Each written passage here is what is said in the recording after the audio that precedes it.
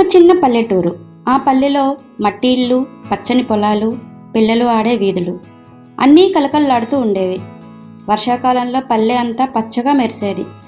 వేసవిలో జామ చెట్టు నీడలో పెద్దలు కూర్చుని కబుర్లు చెప్పుకునేవారు.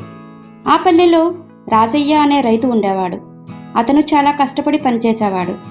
భార్య లక్ష్మి ఇంటిని చక్కగా చూసుకునేది. వాళ్లకు 3 కొడుకులు. పెద్దవాడు సోముడు. వాడికి లెక్కలు చదువు బాగా వచ్చేవి. పల్లెలో అందరూ సోముడు తెలివైనవాడు అని పొగిడేవారు.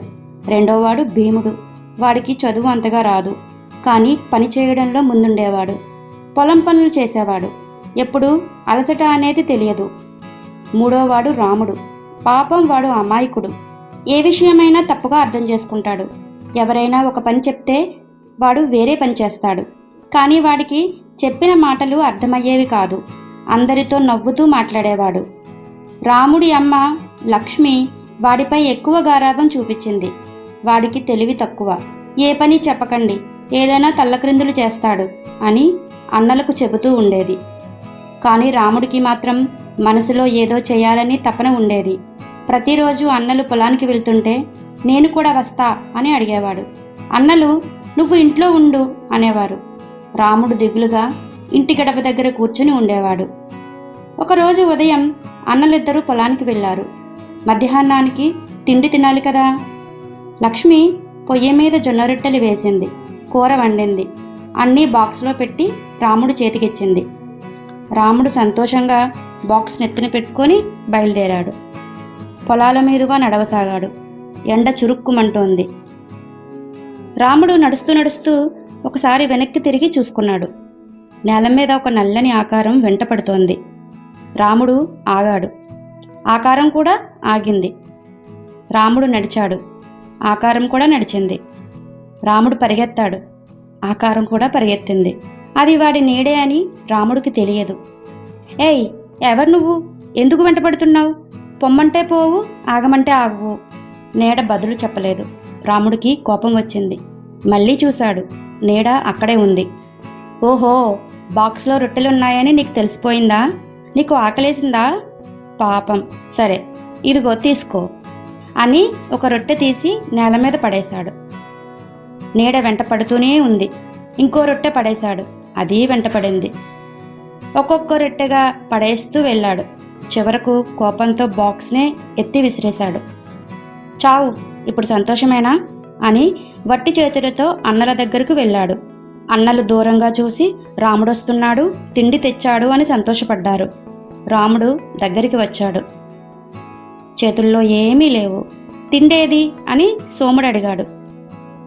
ఒక వెధవ వెంటపడ్డాడు, వాడికే ఇచ్చాను అన్నాడు రాముడు. ఎవరు వెంటపడ్డారు అని భీముడు అడిగాడు. అదిగో ఇప్పటికీ వెంటపడుతున్నాడు చూడండి అని నేల మీద నీడ చూపించాడు రాముడు. అన్నలకు నవ్వాలో ఏడవాలో తెలియక నోరు వెళ్ళబెట్టుకున్నారు. అది నీడరా నాయనా అని అన్నలు రాముడిని కోపంగా తిట్టారు. ఆకలితో పొలం పనులు చేసుకున్నారు. సంక్రాంతి పండుగ దగ్గరికి వచ్చింది. ఇంట్లో బోలెడు సామాన్లు కావాలి. అన్నలిద్దరూ కలిసి జాబితా రాశారు. మట్టి కుండలు, కంచాలు, బియ్యం బస్తా, ఉప్పు, నూనె, చాప, చిన్న గిన్నెలు, ఇంకా ఇంటికి సరిపడిన సామాన్లు అన్నీ.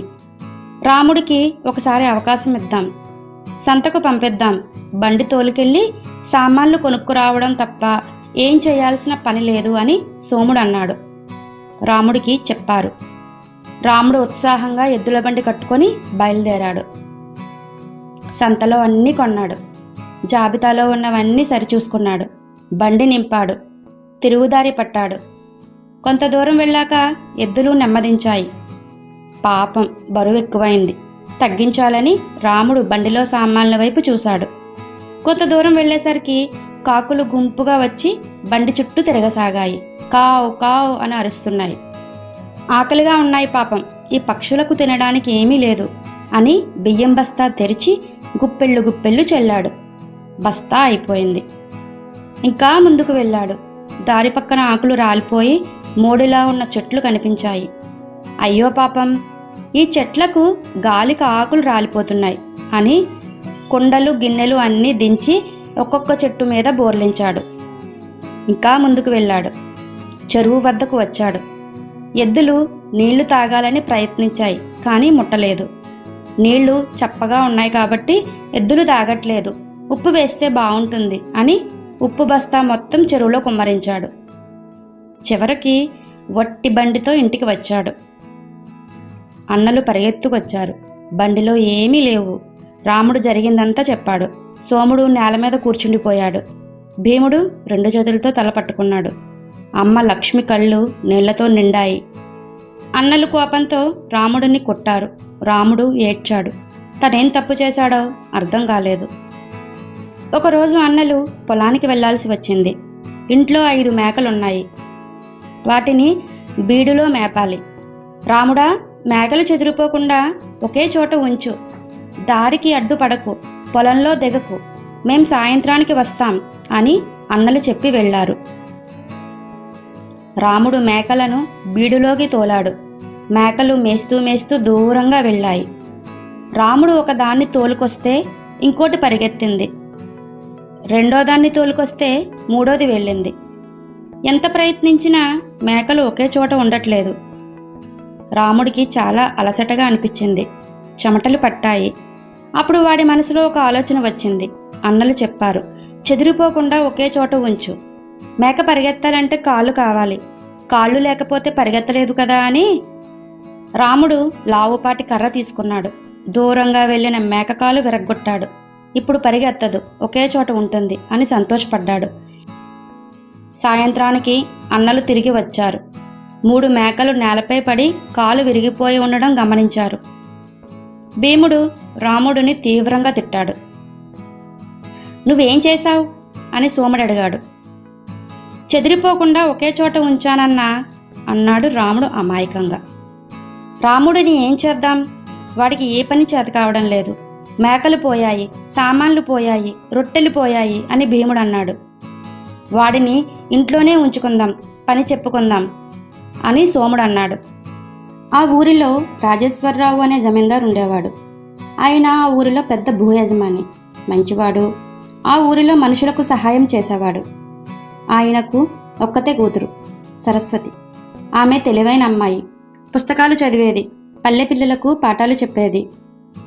ఒకరోజు జమీందారు ఇంట్లో పని మనిషి వెళ్ళిపోయాడు. జమీందారుకు రాత్రి కాపలా కావాలి. ఆయన దగ్గర విలువైన బంగారు అంగి ఉంది. పూర్వీకుల నుంచి వచ్చింది. దాన్ని ఎవరైనా తీసుకెళ్తారని భయం. ఒక పని మనిషి కావాలి అని అనుకున్నాడు. అన్నలు ఆ మాట విని రాముడిని పంపాలని నిర్ణయించుకున్నారు. రాముడికి ఏ పని చేతకాదు, కానీ ఈ ఒక్క పని చేయగలడు. ఎక్కడ కూర్చోమంటే అక్కడే కూర్చుంటాడు, కదలడు. అది కాపలాకు సరిపోతుంది అని సోముడు అన్నాడు. రాముడు సంతోషంగా జమీందారింటికి వెళ్ళాడు. జమీందారు ఆయన్ని చూసి మాట్లాడాడు. రాముడు, రాత్రంతా మేల్కొనుండు. ఆ పెట్టి ఎవరు తీసుకెళ్లకుండా చూడు. తెల్లవారే వరకు ఆ గదిలోనే ఉండు. సరే అయ్యా, వదలను అన్నాడు రాముడు. రాత్రి చాలా నెమ్మదిగా గడిచింది. రాముడు కళ్ళు నులుముకుంటూ అక్కడే కూర్చున్నాడు. అర్ధరాత్రి దాటింది. పల్లె అంతా నిద్రపోతోంది. అప్పుడు గది కిటికీ నెమ్మదిగా తెరుచుకుంది. ఒక నీడ లోపలికి దూరింది. చీకట్లో కదులుతోంది. అది దొంగ. పేరు గోపాల్. గోపాల్ నెమ్మదిగా నడిచాడు. పెట్టె ఉన్న మూల దగ్గరికి చేరాడు. చేయి చాచి పెట్టె అందుకున్నాడు. అప్పుడు రాముడు లేచాడు. ఆగు, ఆ పెట్టె ఎవరు తీసుకెళ్ళకూడదన్నారు, నేను వదలను అని గట్టిగా అన్నాడు. ఎవడివి నువ్వు? వదులు, లేకపోతే చంపుతా అని గోపాల్ బెదిరించాడు. చావు వచ్చినా వదలను, అయ్యగారు వదలకూడదన్నారు అన్నాడు రాముడు. గోపాల్ రాముడిని గట్టిగా తోశాడు. రాముడు పడ్డాడు, కానీ కాలు పట్టుకున్నాడు. గోపాల్ రాముడిని లాగాడు, తన్నాడు. రాముడు వదలలేదు. గొడవ శబ్దానికి జమీందార్ మేల్కొన్నాడు. రాముడు నేల మీద పడి గోపాల్ కాలు 2 చేతులతో పట్టుకున్నాడు. జమీందారుకి గోపాల్ పట్టుపడ్డాడు. పెట్టె సురక్షితంగా ఉంది.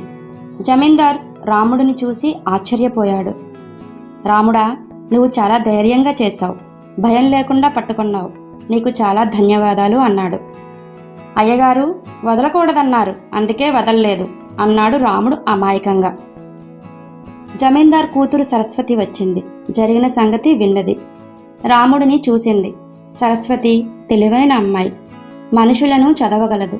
రాముడి కళ్ళల్లో భయం లేదు, దురాశ లేదు. మోసం లేదు, కేవలం అమాయకత్వం మాత్రమే ఉంది. సరస్వతి మనసులో అర్థమైంది. ఇతనికి తెలివి తక్కువ కాదు, నేర్పించిన వాళ్లే లేరు. సరిగా చెప్పలేదు, అర్థమయ్యేలా చూపించలేదు. నాన్న, రాముడికి పనివ్వండి, నేను నేర్పిస్తాను. వాడిలో నిజాయితీ ఉంది, పట్టుదల ఉంది. ఆ రెండూ ఉంటే మిగతా అన్నీ నేర్చుకోవచ్చు అని అంది. జమీందార్ ఒప్పుకున్నాడు. రాముడికి జమీందార్ ఇంట్లో పని దొరికింది. ఉదయం పశువులకు మేత వేయడం, గొర్రెలు మేకలు సరిగ్గా చూసుకోవడం, వాకిలి ఊడ్చడం, చిన్న చిన్న పనులు. మొదటి రోజు రాముడు మేత ఎక్కువ వేశాడు. సరస్వతి వచ్చి చూపించింది. ఇంత వేస్తే పశువులకు ఎక్కువైపోతుంది, ఇంత వేయ్ అని చూపించింది. రాముడు అర్థం చేసుకున్నాడు. రెండో రోజు మేకలు చెదిరిపోయాయి. రాముడు పరిగెత్తాడు. సరస్వతి వచ్చింది. రాముడా, మేకలు అన్ని వైపులా వెళ్తాయి, అది వాటి స్వభావం. నువ్వు ముందుగా ఒక చెట్టుకు కట్టేయి, మిగిలినవే దాని చుట్టూ ఉంటాయి అని నేర్పించింది. రాముడు చేశాడు. అన్నీ అక్కడే ఉన్నాయి. వాడి మొహంలో సంతోషం వెలిగింది. రోజు సరస్వతి నేర్పించేది, రాముడు నేర్చుకునేవాడు. ఒకసారి చూపిస్తే గుర్తుపెట్టుకునేవాడు. నెమ్మది నెమ్మదిగా రాముడు చాలా నేర్చుకున్నాడు. ఒకరోజు సరస్వతి అడిగింది, నీడ అంటే ఏంటో తెలుసా? ఇప్పుడు తెలుసమ్మా, సూర్యుడు వెలుతురు తగిలి మన ఆకారం నేల మీద పడుతుంది, అది నీడ. అప్పుడు నీడ నిన్ను వెంటపడిందని మొత్తుకున్నావు కదా అని సరస్వతి నవ్వింది. అప్పుడు నాకు తెలియదమ్మా అన్నాడు రాముడు నిజాయితీగా. కొన్ని నెలలు గడిచాయి. అన్నలు సోముడు, భీముడు జమీందారింటికి వచ్చారు. అక్కడ రాముడిని చూసి ఆశ్చర్యపోయారు. రాముడు పశువుల మేత సరిగ్గా వేస్తున్నాడు. మేకలు చక్కగా ఒకే చోటున్నాయి. జమీందారు చెప్పిన పని నిదానంగా చేస్తున్నాడు. మొహంలో ఆత్మవిశ్వాసం కనిపించింది. రాముడు, నువ్వు మారిపోయావా అని సోముడు అడిగాడు. మారలేదన్నా, నేను అప్పటికీ ఇంతే, ఇప్పటికీ ఇంతే. కానీ ఇప్పుడు ఎలా ఉండాలో అమ్మగారు నేర్పిస్తున్నారు అన్నాడు రాముడు. మేం నేర్పించాల్సింది అని భీముడు తలదించుకున్నాడు. మీరు తప్పు అనలేదన్నా, మీకు తీరిక లేని పనులుండేవి, పోనీలే అన్నాడు రాముడు. అన్నలిద్దరికీ మనసులో సిగ్గుగా అనిపించింది. తమ్ముడిని తప్పు అనుకున్నారు, కానీ నేర్పించడానికి ప్రయత్నించలేదు. ఇది వాళ్ళకు అర్థమైంది. సంక్రాంతి పండుగ వచ్చింది. పల్లె కలకల్లాడింది. రంగవల్లెలు, గొబ్బెమ్మలు, హరిదాసు పాటలు, పిల్లల ఆటలు. పల్లె అంతా సంబరంగా ఉంది. జమీందార్ ఆ పండుగ రోజు పల్లె మనుషుల కోసం పశువుల సంత పెట్టాడు. సంత నిర్వహించే బాధ్యత రాముడికి ఇచ్చాడు. పల్లె మనుషులు వచ్చారు. గేదెలు, ఎద్దులు, మేకలు తెచ్చారు. రాముడు లెక్కలు రాశాడు. జంతువులు తప్పిపోకుండా చూశాడు. డబ్బు లెక్కలు సరిగ్గా చేశాడు. సాయంత్రం వరకు సంత చక్కగా జరిగింది, ఒక్క తప్పు లేకుండా. అమ్మ లక్ష్మి దూరంగా నిలబడి చూసింది. కళ్ళు నీళ్లతో నిండాయి. భీముడు, సోముడు పక్కన నిలబడ్డారు. మన రాముడే? అవునమ్మా, మన తప్పే, వాడికి అవకాశం ఇవ్వలేదు అన్నాడు సోముడు. రాముడు సంత ముగించి వాళ్ళ దగ్గరకు వచ్చాడు. అమ్మ కళ్ళు తుడుచుకుంటోంది. అన్నలు తల వంచుకున్నారు. అమ్మా, అమ్మా, ఏడవకు. అన్నలు తల వంచుకోకండి. నేను వెర్రివాడిని కాదు, నాకు నేర్పించిన వాళ్ళు లేరు, ఇప్పుడు నేర్చుకున్నాను అంతే అన్నాడు రాముడు నవ్వుతూ. ప్రతి మనిషిలో నేర్చుకునే శక్తి ఉంటుంది. కొందరికి మాత్రం సరైన మనిషి సరైన సమయంలో నేర్పించాలి. అమాయకత్వాన్ని అవమానించకూడదు.